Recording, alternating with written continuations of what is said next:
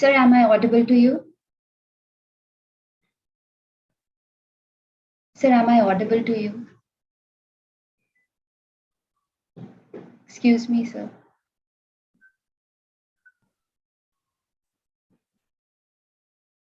Fortune favors the brave. The very first time I saw these words was at a cafe near my house.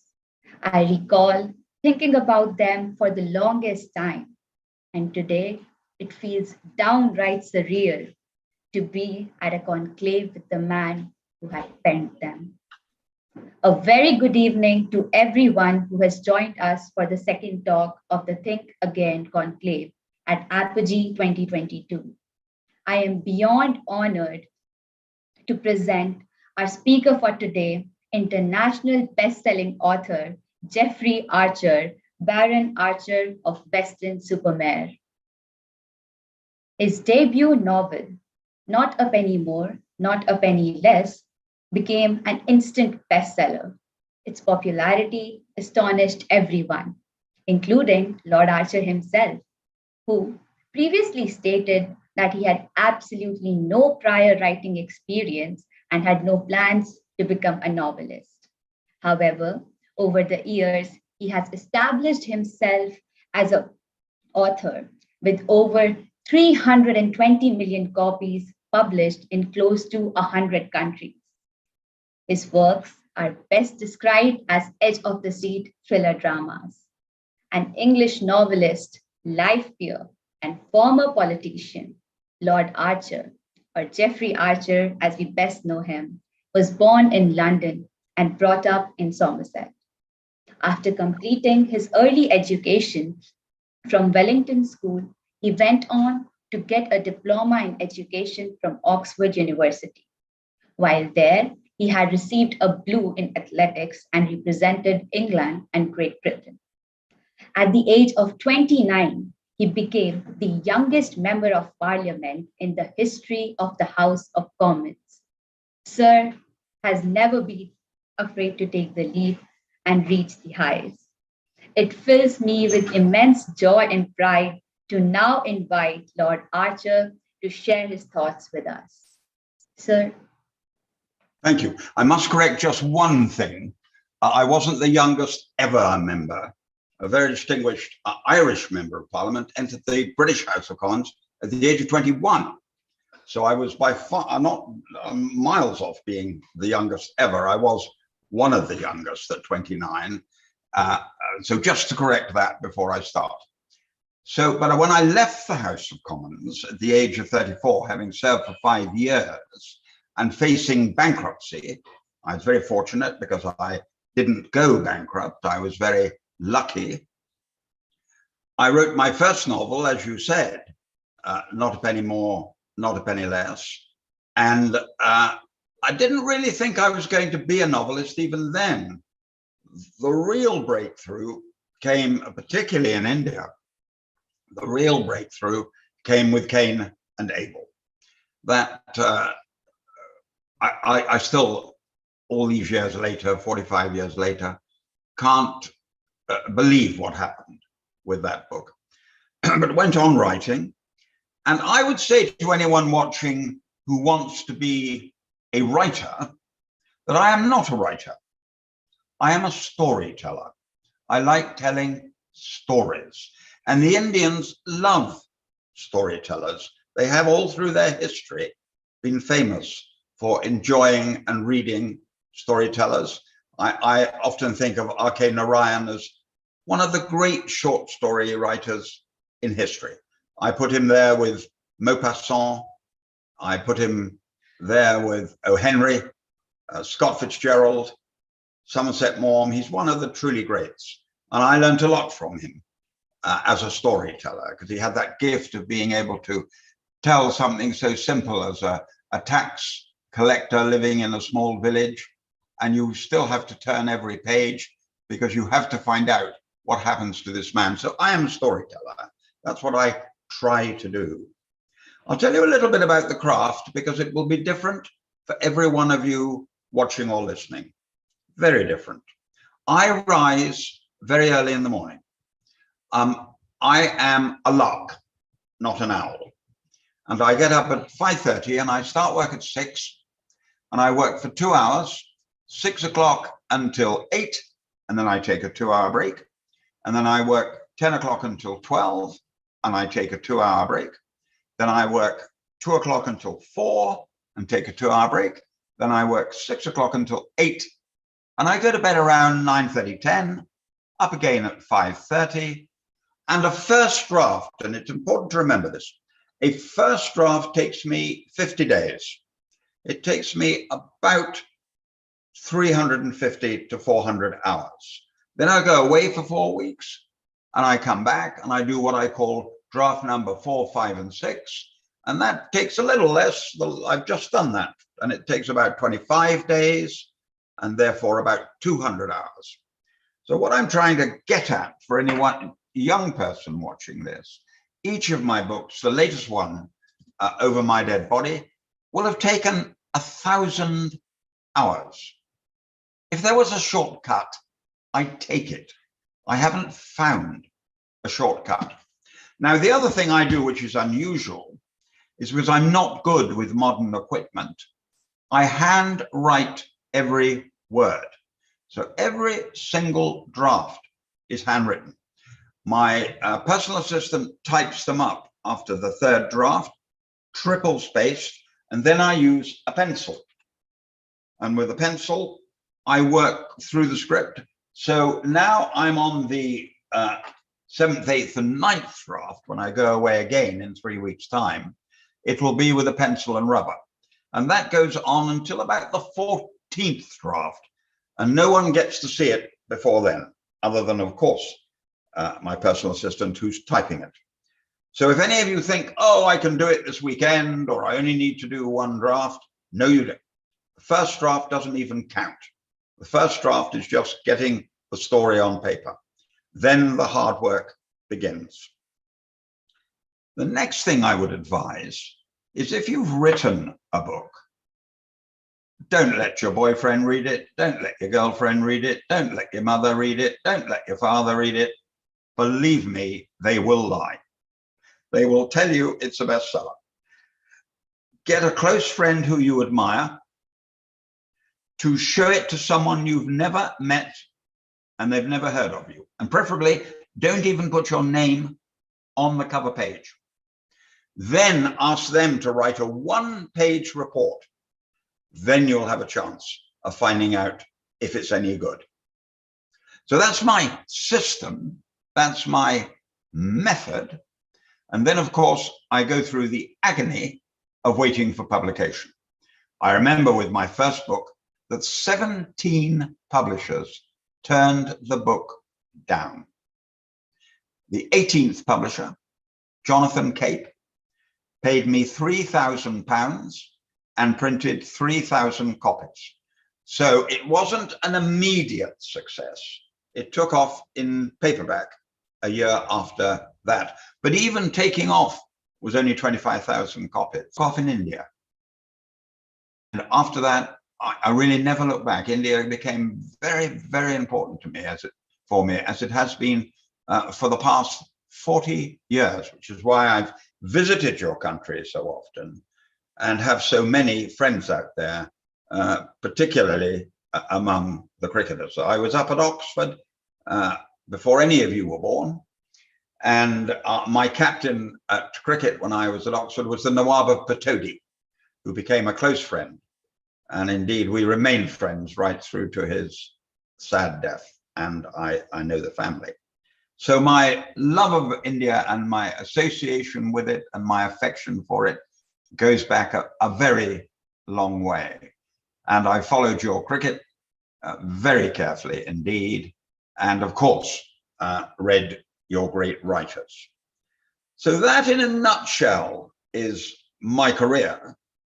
And I find with groups like this that you have questions you want to ask, and I'm never quite sure what those questions will be. And that leads me off in so many directions. So with permission, I will actually stop there, having told you how I write, why I write, the fact that I'm a storyteller and not a writer. and ask you if you'd be kind enough to ask your questions, which will lead me off in many directions.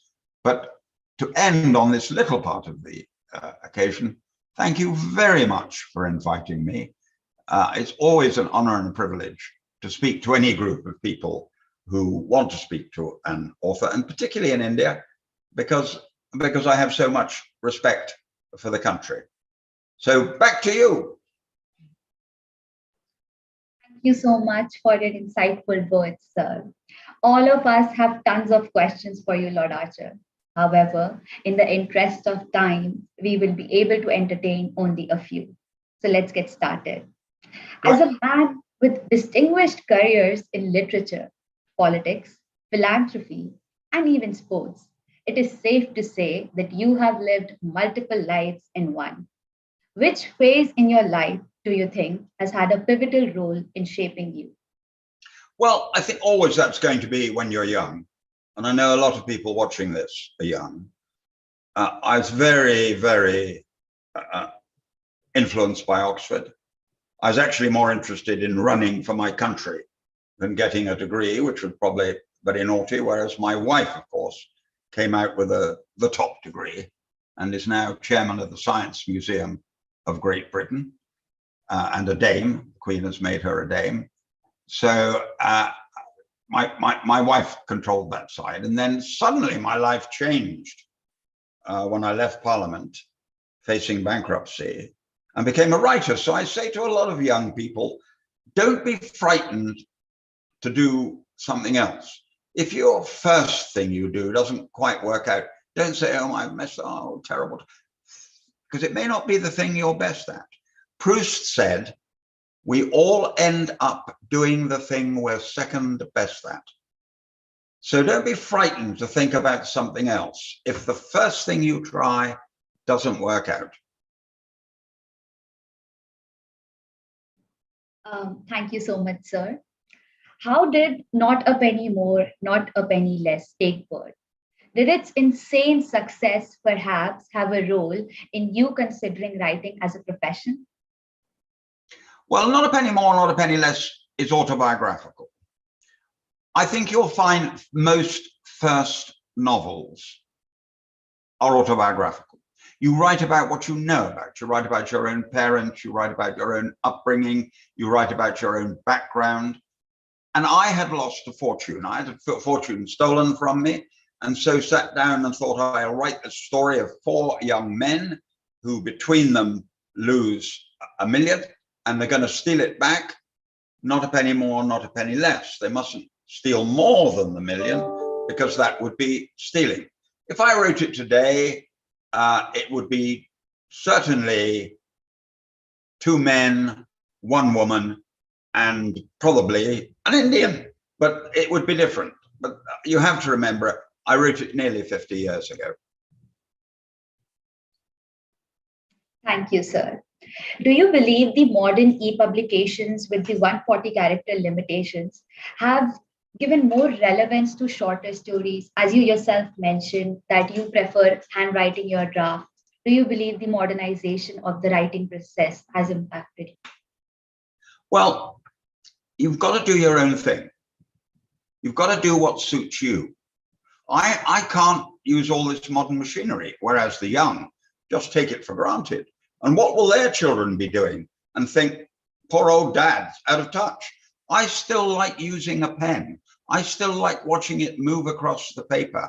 I still like having an original draft that is handwritten, but it isn't right for everybody.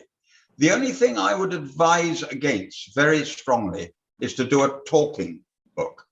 Don't speak into a machine and think that you'll be able to write a novel that way. You won't. It will be rubbish. I'll give you an example. If I pick up a pen and have to move it across the paper, it goes much more slowly than speaking. So if I say to you, this Zoom started at 1 o'clock in front of a group of people who'd come to hear me, and I was thinking carefully about how I would address them. Now, if I wrote that, I would write at 10 to 1 three faces came on the screen.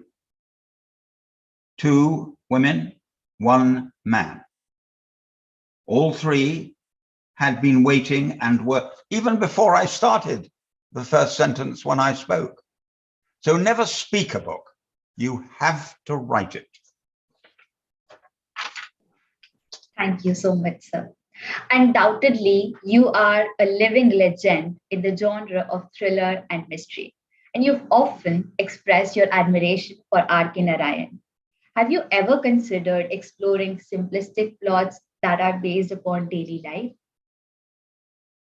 Simplistic Indian plots, are you asking? Not necessarily Indian, simplistic plots that are just in general inspired by the daily life. Well, I've written 92 short stories, 6 books of short stories, and 2 collections. And I think out of the 92, I suspect 40 of them are pretty simple.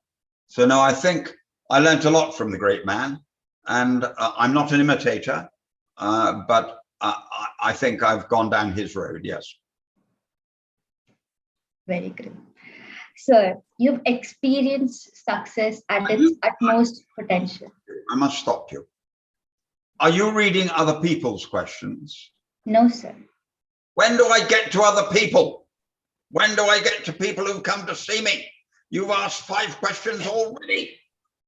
Sir, this will be my last question. After this, we'll take up the audience question. All right. May I proceed with it? Thank you so much, sir. You've experienced success at its utmost potential. Do you believe that success and mistakes go hand in hand? And how does one learn to overcome them? I think you only it's a very good question. I think you only learn to overcome it with experience. I think when you're young, you make a lot of silly mistakes, which are very human and understandable. And only with experience and a little age and hope, wisdom, you stop making silly mistakes. But I still make silly mistakes. I'm 82 years old. I still make silly mistakes. And what I'd say to the young people is, don't be so cautious you don't make any mistakes. Sometimes you've got to take the odd risk. Sometimes you've got to be an entrepreneur or whatever it is. Don't be frightened of that. The great people that India has produced haven't stayed in bed in the morning and gone back to sleep. Sure. Now I'll be moving forward with the questions that we collected online from our audience who are watching this live.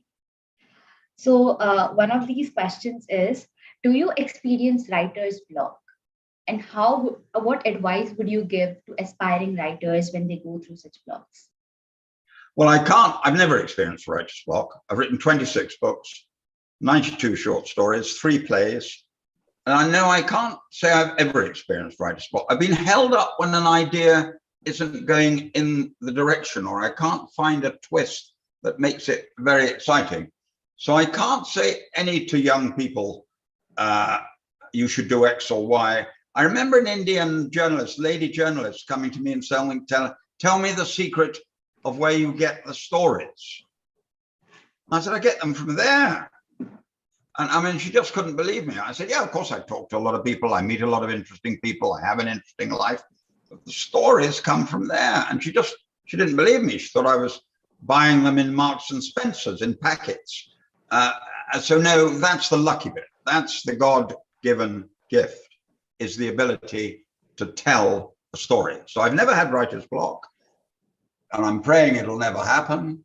But I would say to anyone, I'm not a ballet dancer. I'm not an opera singer. I don't play the violin. I tell stories. Thank you so much, sir. Another question that we had was that you've undoubtedly experienced multiple fields. But do you feel that there is still a field or a profession that you wish to explore or pursue? Oh, I'd like to have captained the England cricket team. It was a great pity that I couldn't bat, bowl, or field. But otherwise, I undoubtedly have been captain. And I would have been against my friend, the Nawab of Patodi, and I would have beaten India by an innings in Test match, and in the one days by 100, and in the 2020s, which we never played, I would have won that easily, of course. Poor people like my friend Gavaskar, he would have been nowhere. He'd have been lost. Kumble, R.K. Narayan, he thought he was a cricketer too. Fierce Laxman, Rahul Dravid, rubbish. I would have beaten them all, but I couldn't bat, bowl, or field. So I had no chance. They've all become friends. It's been a real privilege over my lifetime to know some of the finest men I've ever met in my life are Indian cricketers. Sunil Gavaskar, an absolute gentleman. Kumble, an absolute gentleman. Rahul Dravid, an absolute gentleman. Sachin Tendulkar, an absolute gentleman. It's a real privilege that you behave so well on the cricket field as well as off the cricket field. I just wish I'd had some talent. We wish your wish comes true, sir. Another question we had was, you've said that you wouldn't want to return to politics, but with the current political scenario in UK and Europe, would you reconsider joining the politics? Well, I'm 82 years old. I had a wonderful run. I had the privilege of serving Margaret Thatcher for 11 years and John Major for 7 years, and I'm a member of the House of Lords, and I retain a strong friendship with many members of the British cabinet at the moment. But no. I like to look from the outside. I think I've been very lucky, because I think where I've been very, very lucky, looking at you, is that I was born after the Second World War. I was 80 when COVID started, nearly 82 when the problems of Ukraine started. So I've been lucky to have been born in that period of time between 1950 and 2020, when we haven't had a world war. And I had a young lady say to me the other day when she saw a picture of me running, she said, "You were so lucky to have been born in that generation." And I think she might have been right. Thank you, sir. In the constant hustle for success, we often forget to enjoy the beauty and art around us. As a patron of art yourself, how impactful do you think art in any form is? Well, it's different from every person. Again, it's a good question, but it's different for every person. I love it. And I'm slightly bonkers, slightly mad. I have far more pictures and sculptures than I need or want. But if I fall in love with something, which is all the time, during COVID, I fell in love with an artist very few people have heard of, called Albert Chevalier Taylor. And during COVID, he was the Newlyn School, and I purchased 7 paintings during COVID. So I'm a completely bonkers. But I do love it. But I do understand if some people don't. But I do, and I've seen some wonderful paintings in every country and sculptures in every country on earth. I myself am a huge admirer of art, sir. Have you ever considered using a pen name and exploring another personality entirely as an author, like many of your other colleagues? I think it's dangerous if you have 2 names. I think authors who have 2 names, it's bad enough the public having to remember 1 name. So no, I've never considered that. I've stuck with my real name, and I would never have a pen name. And no is the answer to that. Sure, sir. Moving on, sir, could you just share a little bit more about your new book, Over My Dead Body? Over My Dead Body is out in hardback in England, and it's out in India. It's William Warwick, who's now become a chief inspector in the Metropolitan Police. He's been given the impossible task of solving 4 cold cases where the murderer thinks they've got away with it. But they're up against William Warwick, and so you have to wait and see if those 4 people come to a sticky end, though he has his problems, because his arch enemy and nemesis, Miles Faulkner, is still there in the wings, wanting to make sure he doesn't succeed over my dead body. Sir, do you mind if we ask another question? Do, please. Okay, sure, sir. Have you ever thought of writing another autobiography after you became successful? Thought about it, but the problem is I'm a novelist. Autobiographies don't sell very well, to be honest with you, unless you're Margaret Thatcher or John Kennedy. I mean, they're not a big deal. So I thought about it, but no, I want to go on writing novels for the rest of my life, however long that's going to be. Thank you so much, sir. So you said that you identify yourself as a storyteller. Do you think storytelling is only through novels or writing, or do you believe that paintings, art, songs, are they also a form of storytelling? Or are they not as impactful? It's a tricky question, that. I would say that the combination of being a writer and a storyteller, then you're Charles Dickens. That is very, very rare. I mean, to be great at both. You can be good at one or great at one and not quite as good at it. And so on. Obviously, I'd love to be that combination of great writer and great storyteller. But I haven't much doubt in my own mind that I'm a storyteller. I read books, not many of them by very great Indian authors, and they're writers.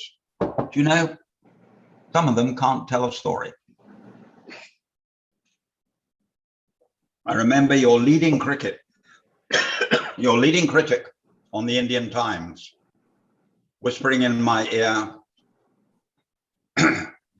don't bother with the sacred cows, Geoffrey. Read the storytellers. And she was the lady who told me, 30 years ago, read R.K. Narayan, because he is both storyteller and writer. Amazing, sir. How have you handled critics in your career as an author? Well, they've been very generous recently, very kind. The older I get, the more I write, the more. But I'm learning that actually people who buy books now are more interested in the people's opinion rather than the critics. They've come to learn that several critics write about their friends and don't always say unkind things when they should, which is an interesting thing I've recently learned. So now in my latest book, you'll see just as many, you'll see the usual ones from the Times, the Telegraph, whatever paper it is, but you'll also see from what we call real readers. Sir, as we're approaching 6, do you want to extend your time with just one more question, or are we going to be particular about One that time? more, and then I must go. Sure, sir. Thank you so much.